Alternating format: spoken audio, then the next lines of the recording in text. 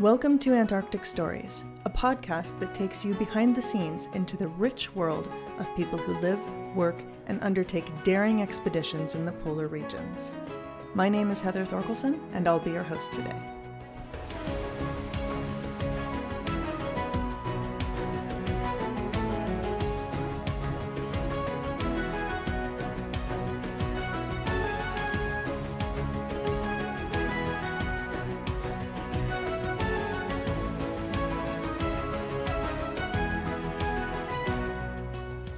Bob Gilmore was born in Chicago, Illinois in the United States, but didn't stay there long.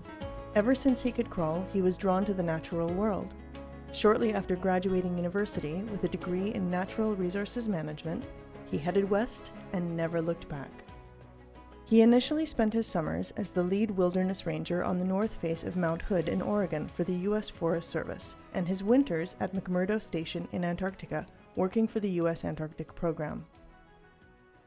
In his 4 seasons with the US Antarctic program, he helped with logistics at McMurdo, the South Pole Station, and remote field camps for scientists who were researching everything from the natural antifreeze found in the fish populations to drilling ice core samples to determine historical climate fluctuations. In 2004, Bob decided to share the experience and knowledge he gained with the US Antarctic program by joining expedition life as a guide and interpreter within the realm of glaciology and geology. He's been rolling through the Drake Passage and exploring the Antarctic Peninsula ever since. He has also worked many seasons in Svalbard in the high Arctic. In 2009, Bob achieved a major goal by becoming one of the few people that have managed to reach both the North and South Poles. More recently, he and a few colleagues have developed an evolving citizen science initiative that is helping scientists around the world better understand how climate change is affecting the polar regions. This is called the Polar Citizen Science Collective. When not in the polar regions, Bob continues exploring and resides in the Rocky Mountains near Aspen, Colorado, spending his free time hiking, fly fishing, camping, and whitewater rafting. Bob Gilmore, welcome to AntArctic Stories. Heather, thank you. It's a great opportunity and I'm honored. Fantastic. So I've been wanting to interview you for a long time. I've known you since 2013, and I have heard bits and bobs of your different stories over the years about your work in Antarctica, and I'm very excited to share some of this with our audience today. Now, you started out in Antarctica way back in 1996, and your official position, as we heard from your bio, was fuel management down at McMurdo Station. Can you tell us a little bit about that job? Because fuel management, I mean, it seems for the average listener, they're probably like, what's that about? So can you tell us a little bit about the job, how you got that job, and what kind of stuff did the position entail? Yeah, that's a great question. How does everybody get into this line of work? And yeah, honestly, it started even before that. I've always been interested in the natural world. I got a degree in forestry of all things, and now I work on the one continent without a single tree. But with all that, forest ecosystems and geology and soil science and all that kind of stuff, everything's connected on the planet. And I was working with the United States Forest Service as a seasonal employee and didn't have any work in the Northern Hemisphere's winter. And I just happened to cross paths with a gal named Liz Evanson, and she had been working at McMurdo and told me all about it. And that was my in. And McMurdo Station, I went and interviewed. They hired me on in the fuels department, like you were just saying. And that's really interesting. You know, I just took what I could get. I just wanted to go down there and experience it. So I jumped on a plane, went down to New Zealand, hung out in Christchurch, jumped on another plane, and there I was landing on the sea ice at McMurdo Station. And I remember as soon as that door opened, the cargo door opened on the C-141 when we landed, I physically felt the cold wash into the aircraft, and my first breath was just like I was choking. It was so cold. I mean, it was early in the season in October, and it was probably, I don't know, -10 or -15 degrees out. But it was remarkable. So fuels in McMurdo Station and the US Antarctic program, everything in the US Antarctic program runs through liquid fuel, fossil fuels. It's where they get their heat, electricity, transportation, aircraft. Every remote field camp that the U.S. Antarctic program sponsors or supports needs to have fuel. South Pole Station needs to have fuel. So when you work in the fuels department, it's actually a really beautiful position because you get to travel all over the continent to all those deep field camps, to the dry valleys, to South Pole Station. Wow. With my science background, I was always nerding out with the scientists in McMurdo, having chats with them over a beer at the bar, having chats while we're sitting down for dinner. And then also being a fuelie, I got to cruise to all these field camps where, like one of them, they were doing the ice core sampling. I was hanging out with the glaciologists for a week or two at a time. And I'm sleeping in a tent with these guys and we're just chatting away. And they're telling me that's how I learned my glaciology, was with the guys in the field. Wow. They just taught me everything that they knew. And then I was helping them, set up their ice core drills. And I went out there just to set up their fuel system. And I did that. And then once you're done, you got to wait for another LC-130 to come in and pick you up. Sometimes that could be a week or 2 weeks if we have weather delays or whatever. So it was remarkable. And I did that for 4 seasons. And so I got around the continent, got in touch with all the scientists, and then I just cruised on from there. And then after 4 seasons at McMurdo and outlying field camps, etc., I was like, okay, that's enough. And I've learned a lot, and now I want to share it. So I went back to where I'm from, the United States, and I went to Denver, Colorado, and started teaching 7th grade biology. And I wanted to share everything I've found out and learned about the planet and everything with these new generations. So I did that for a while. Wasn't really driving too well with the administration. So I took a few steps back from in the classroom teaching and wanted to think about other ways to be able to share what I knew. And I just stumbled upon the fact that all these tourist operation ships were running operations off the Antarctic Peninsula. And that's another story in itself, how I found that one. But once I figured that out, I just started cold calling the companies. And a lot of them said, no, we can't. We're not interested, blah, blah. But one individual, her name is Susan Adie, said to me, well, do you know anything about geology? And I said, well, yes, I do. And she said, why don't you put together a presentation that would just introduce geology to people that have no idea what it is. Make it about 30 minutes or so, and then send it to me. So I took about a week to throw that together, thinking about what they wanted, this and that. And I sent it off to Susan, and she called me the very next day, honestly, and said, when do you want to start? And I was like, okay, I guess I'm jumping down. And that was in 2004. And that was the beginning of my career with the tourist operation industry down in Antarctica. I find it so interesting, Bob, that given that you had spent 4 seasons in Antarctica with the extensive personal experience you had in this region, that then when you went to ask around for positions on tourism vessels going down to Antarctica, that they were like, yeah, no thanks. Do you know what that was about? Were they looking for a different skill set, or what's the deal? No, I didn't have a lot of maritime experience, and I think all of it, ship operations obviously is maritime experience, and I think that was probably my limiting factor in that regard.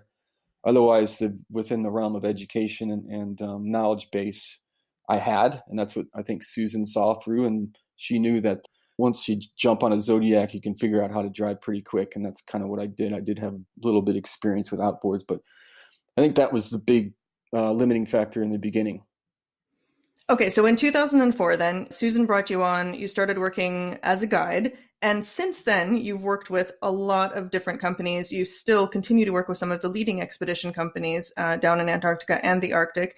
And I imagine this puts you in a really good position because you have such a big network. And, in order to leverage the idea of bringing a citizen science program to life on board tourism vessels. So can you talk a little bit about the genesis of the Citizen Science Project and the vision that you had in the beginning? As I was saying earlier, I had this whole science background to begin with, and education has always been foremost and key to me. So when I got on these ships, we were educating, had really solid educational programs going. And in 2004, I'm new to the systems. I'm just getting in. I'm kind of feeling my way around it. 2005 comes by, and 6 goes by, and 7 goes by, and I'm getting multiple seasons down there. And after 10 seasons down there, I have a really solid educational program going, and the ships that I'm working on we're really fine-tuning everything. But at the same time, successive years down there, we're starting to see things change, and we're understanding that things are changing down there. We're starting to see sub-Antarctic species coming down to the Antarctic and saying, hey, it's not too bad down here. And this whole time, I'm in the back of my mind, I'm just thinking, it's like, man, these ships are everywhere all the time. We could be helping the scientists. How can we do this? And it's always in the back of my mind. I proposed it to people here and there, and it was always foreseen as too much work. We're already busy enough. We can't bring this on. And I'm like, yeah, but maybe we can meld it into our system somehow really easily, and to where, we bring these programs down, and maybe even the passengers can help us out and grab some information, because I think we'd be really, really valuable as a floating platform for science, not just showing people what to take a photo of and educating them of what they're looking at. We could do some actual work to help these people out. And so it was just a few years back, I was working with Polar Latitudes, and Brandon Harvey and John McKeon are very open-minded individuals about everything down there. And they're putting together a new company, and they're welcoming new ideas. So I proposed to them this idea about bringing science onto the ship. And they took me seriously, and I was really happy that they did. They basically gave me an open door to create a science program. And we decided to, of course, align ourselves with an already operational field out there called citizen science. And that's what we wanted to do, was develop something that the passengers could fully participate in. So they gave me an open door. I just started cold calling scientists. I did a bunch of research, figured out what scientists or organizations are focusing on the Antarctic Peninsula, where we're going to be traveling, and where we could help them in the fjord systems, on the water. Obviously, we can't be going into the deep field and doing ice core sampling, but so we have to really kind of, finding the right programs is not an easy task. So I was just cold calling different organizations and scientists, and got some leads, and some of them were like, oh my God, you guys could probably totally help with us. And it was with the National Snow and Ice Data Center and the Scripps Institute of Oceanography. They had a huge program going called Fjord Eco. And what they were hoping we could do is they only get down there once a year, maybe. And once I told them that we're there like every 10 days, I think their jaws kind of hit the ground, and they're like, oh my God, we could do something here. So we just partnered up. We started brainstorming. We figured out some things. And that's kind of where citizen science came from. And everything from then is really kind of exploding. And I'm really happy that a lot of my colleagues that I'm working with, including yourself, Heather, are backing this, feel the worth, and see that this is something that is incredible, not only to help the scientists out, but also to educate the passengers and to create Antarctic and Arctic ambassadors. So bringing these passengers through science and education, allowing them to understand the bigger picture and how they are even connected to these areas, so that they can bring all this information home and be motivated to share with their friends and family, maybe visit schools, etc. So that's kind of, in a nutshell, where we're at with citizen science. And it is actually, it's exploding right now. And a lot of different operators are really wanting to get it on their ships. And myself and quite a few of my other colleagues have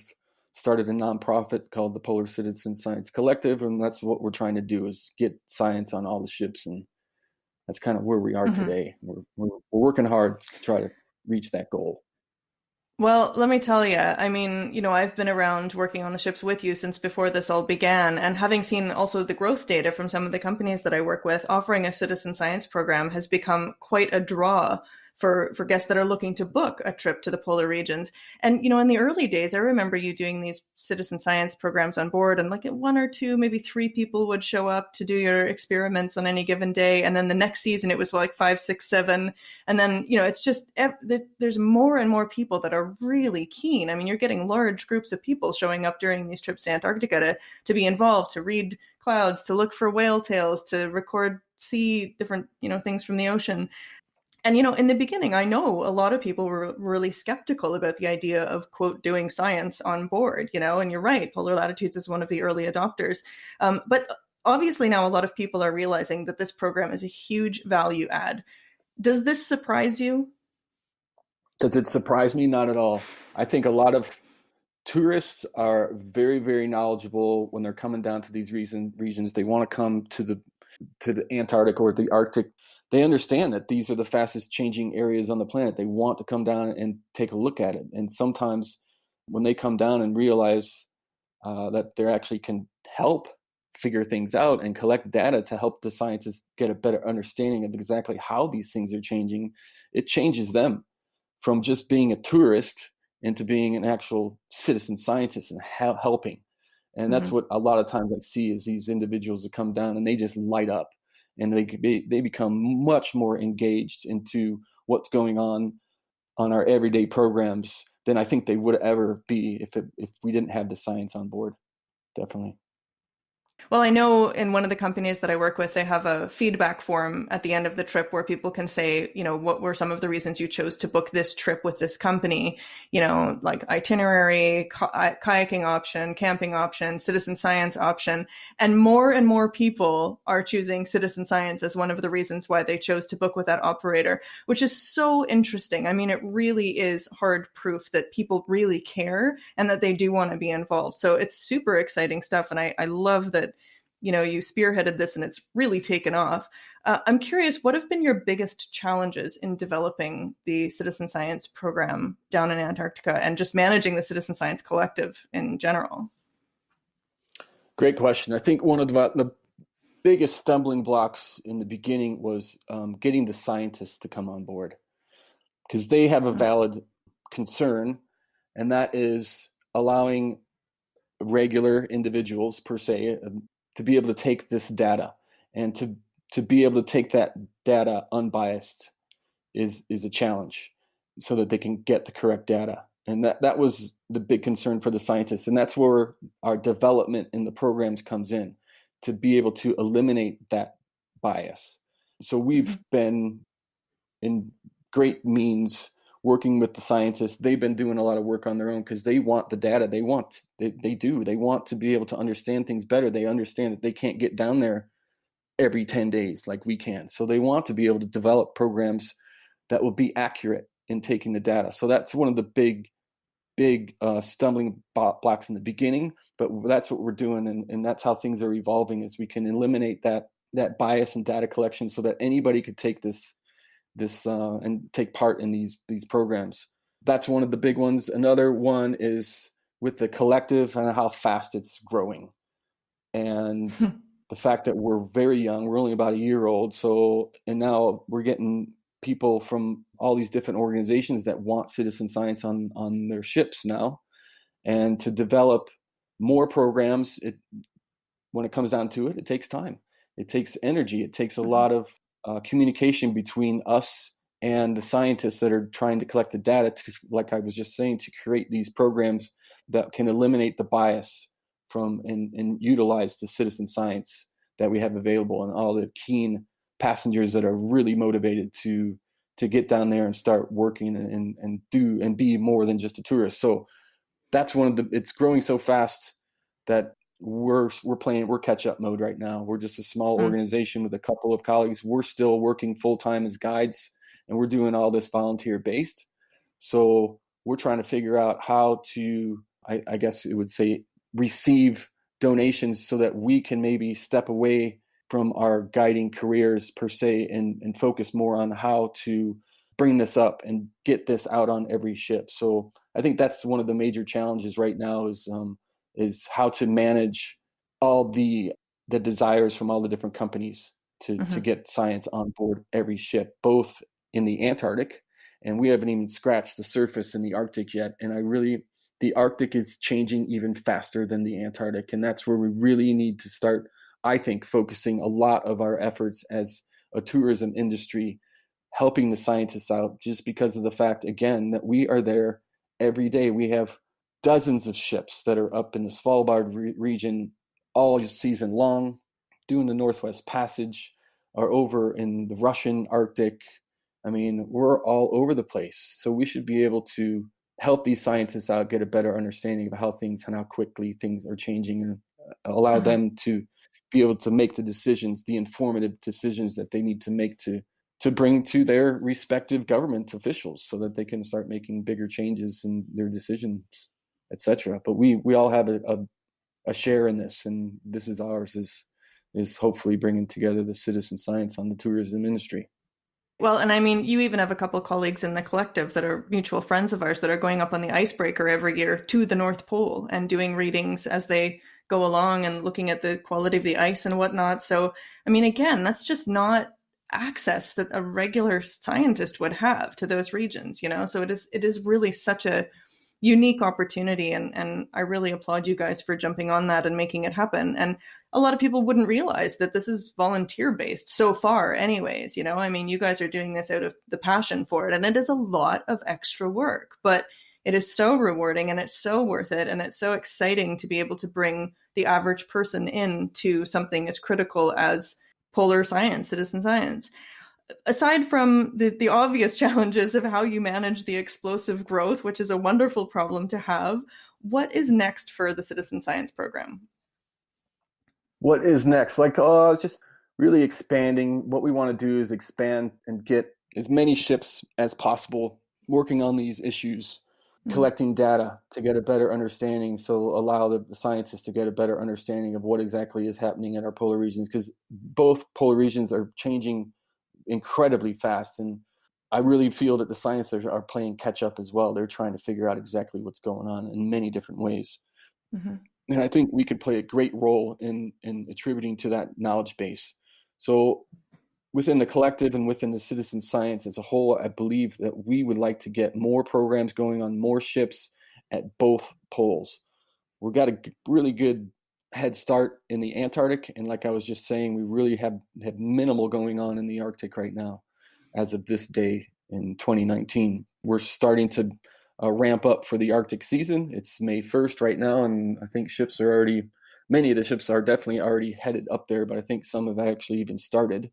So we're behind the game a little bit, because I was hoping to have programs already ready to go that we can offer to ships, and we don't. And that has to do with the fact that, all of us in the collective, we work full time as guides in the Antarctic. And that's, during that season is when we should be talking to the scientists in the Arctic and getting things rolling and creating new programs. And we just don't have the time available to do it.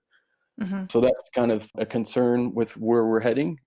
But in a nutshell, what I'd like to see in the future is us having full programs at both poles on multiple ships, so that we can help all the scientists figure things out in any way that we can. And at the same time, and the whole other aspect to this is not just helping the scientists out, but educating all of our passengers in a correct way, so that they go home with a solid understanding of what is exactly going on in our polar regions and how they might be able to help at home, and hopefully even further to motivate them to tell their friends and family, to start changing their behavior, to start maybe visiting schools, spreading the word of how important the polar regions are to our everyday existence, because everything on this planet is connected. We live in a closed system. Planet Earth is closed. We can't go running off to another planet and borrow a stick of butter. We got to take care of number one if we're going to keep around, on this planet. So that's kind of my main message to when I'm educating the passengers is we can't go anywhere else. We got to take care of our own number one.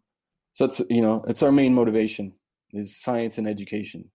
So I'm assuming, that there are going to be people listening to this podcast that are interested in learning more, that may have ideas about helping out, that might even be from companies that haven't taken up a citizen science program, but they're interested in doing so.